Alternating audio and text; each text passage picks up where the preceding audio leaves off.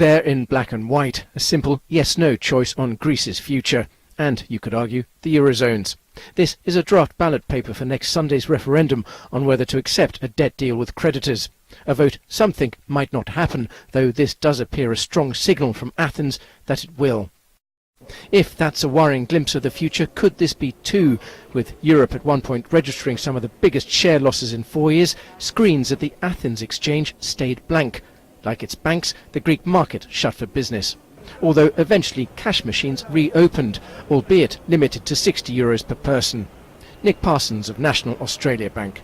The impact of the capital controls will be felt progressively through this week, and one would imagine that the basic staples such as fuel and food could potentially be in quite short supply by the end of this week, and it's at that point that I think the perceptions of the general population, of all those who are going to vote in Sunday's referendum, are subject to change.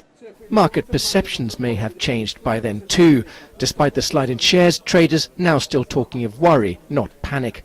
The rise in bond yields in Italy, Spain and Portugal, those seen as most vulnerable to spillover, was sharp, but not matching moves seen in May when investors raised their inflation expectations, and the euro regained some of its overnight losses.